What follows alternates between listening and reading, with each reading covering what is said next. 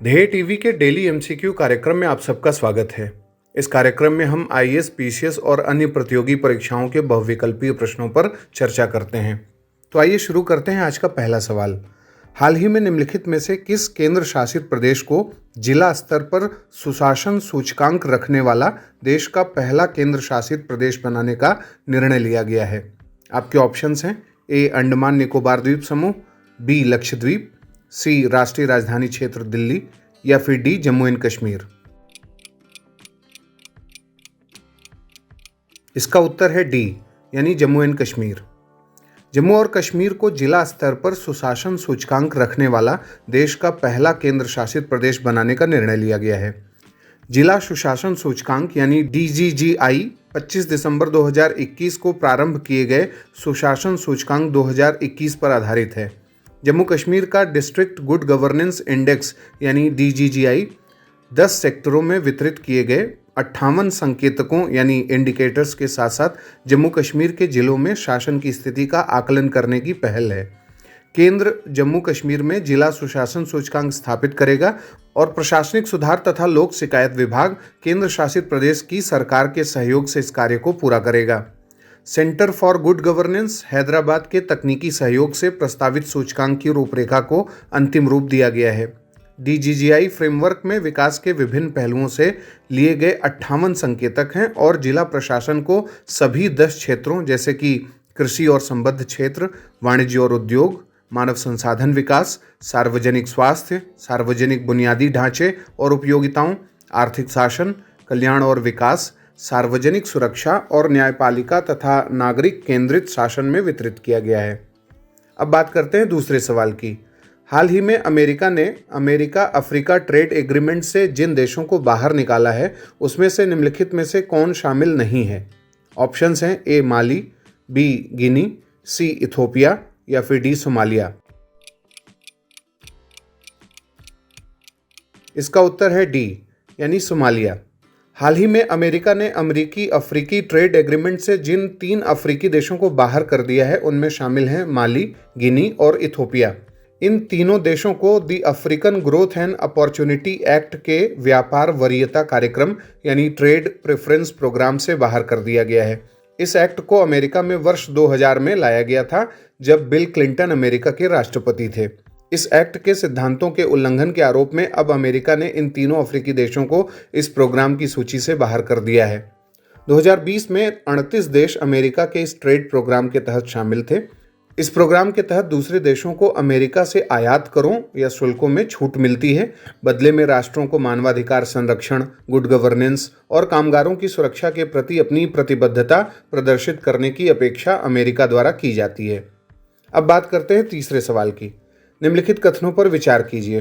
पहला, भारत सरकार के नागरिक उड्डयन मंत्रालय ने हाल ही में राष्ट्रीय वायु खेल नीति का प्रारूप जारी किया है।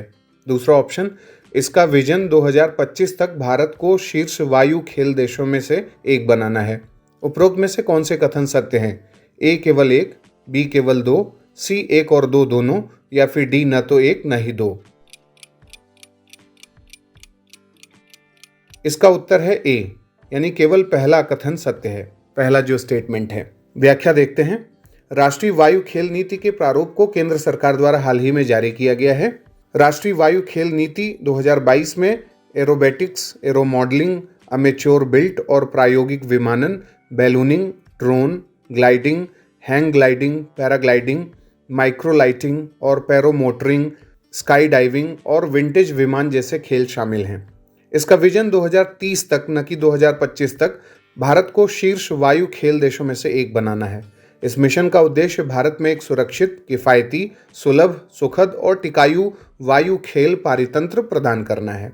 राष्ट्रीय वायु खेल नीति में इसके बड़े भौगोलिक विस्तार, विविध भौगोलिक स्थिति और अनुकूल मौसम परिस्थितियों को देखते हुए वायु खेलों के लिए भारत की विशाल क्षमता का लाभ उठाने का प्रयास करने की बात की गई है।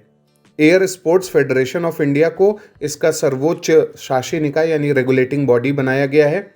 प्रत्येक वायु खेल के लिए पैराग्लाइडिंग एसोसिएशन ऑफ इंडिया या sky diving association of India आदि जैसे एसोसिएशन दिन प्रतिदिन की गतिविधियों को प्रबंधित करेंगे यानी मैनेज करेंगे।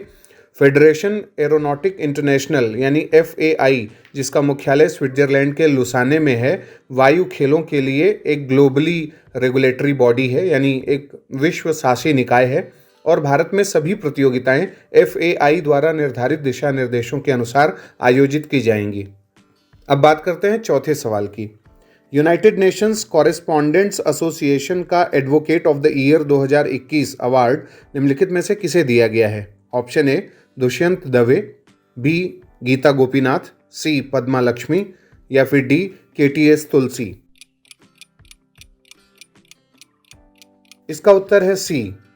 भारतीय अमेरिकी टेलीविजन हस्ती, लेखिका और फूड एक्सपर्ट पद्मा लक्ष्मी संयुक्त राष्ट्र विकास कार्यक्रम यानी UNDP की गुडविल एम्बेसडर हैं, जिन्हें यूनाइटेड नेशंस कॉरेस्पॉन्डेंट्स एसोसिएशन का advocate of the year 2021 award दिया गया है।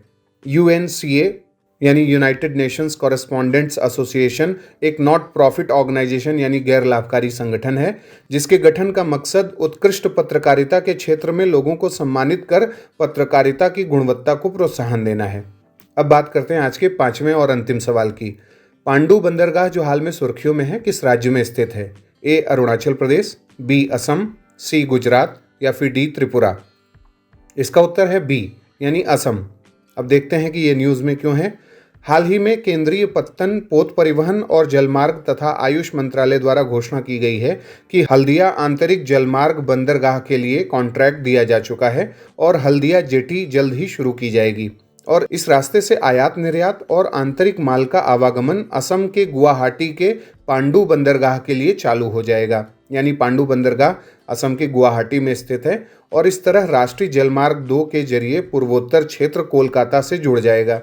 इसकी शुरुआत हो जाने से चिकन स्नेक यानी सिलीगुड़ी कॉरिडोर का विकल्प तैयार हो जाएगा, जिसके जरिए पूर्वोत्तर क्षेत्र से देश के अन्य राज्यों और विदेशों के लिए माल का आवागमन सस्ता और आसान हो जाएगा।